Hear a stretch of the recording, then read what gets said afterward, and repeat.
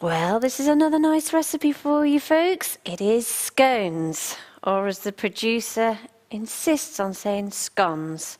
Oh, we have this debate every single time, but I'm going to call them scones because that's how I've always called them. I really love this treat because do you ever have that situation where, you get those unexpected visitors?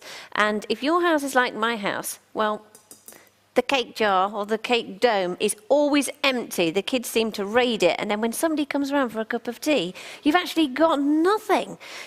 These are brilliant because you can whip them up in next to no time. But there are some tricks to really successful scones. So, first of all, you're going to need some flour, around 500 grams. So I'm just going to pop that in.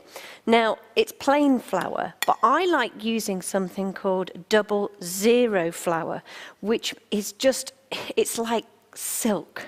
If you do this not in a processor and do it through your hands, it just feels so silky soft. It's quite addictive.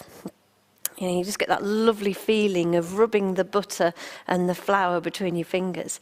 But because it's so fine, it really gives a nice result. So in that goes. Pop that there.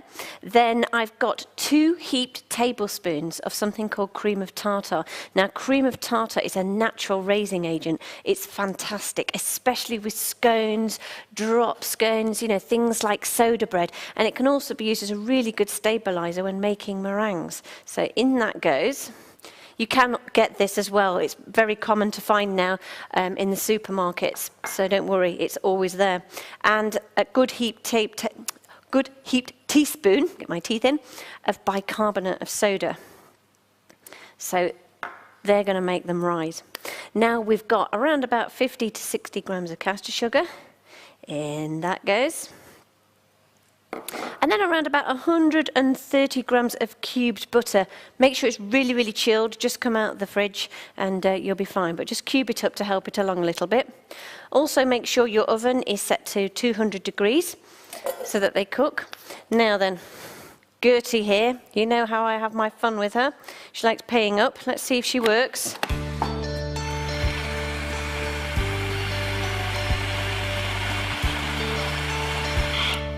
Now, that's been whizzing away. I can already tell that it's slightly too sticky, so I'm going to keep adding a little bit more flour bit by bit. So, pop a bit more in there. Don't want it too dry, but we don't want it too sticky either. Right. Okie dokie.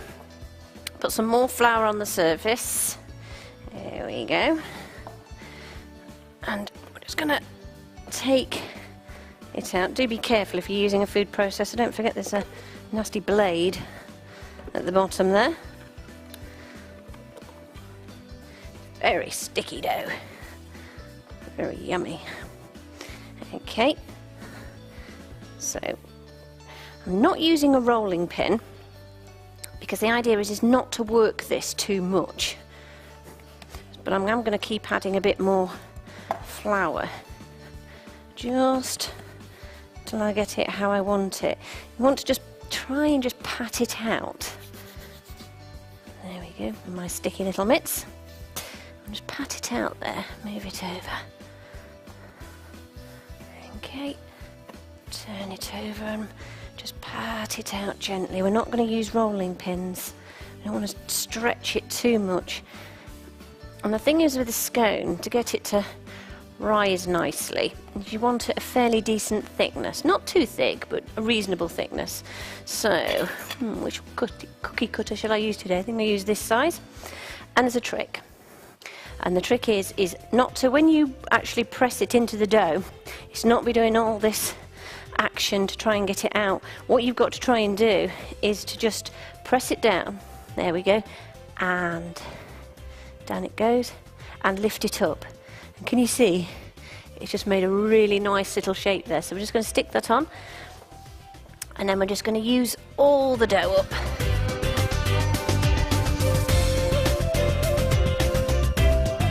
Go.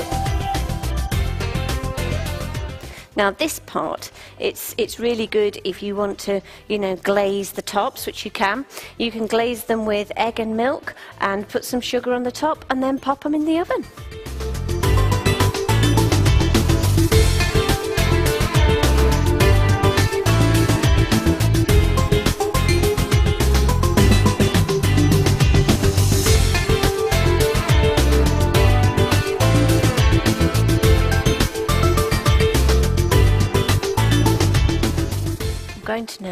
take them over here and just put them on the little display. Not that they last for long.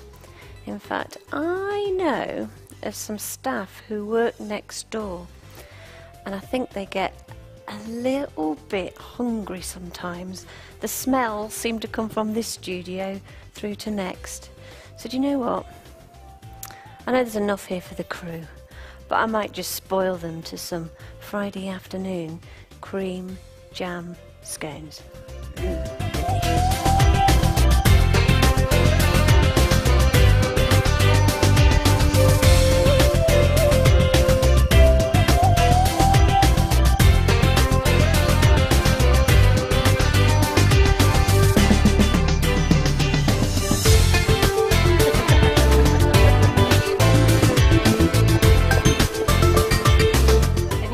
Have you been smelling my scones next door?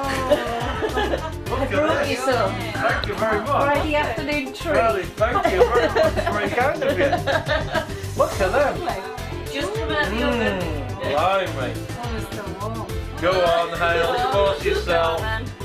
Anybody's on a diet, I'm very sorry. See, good neighbours. Thank you very much. Lovely.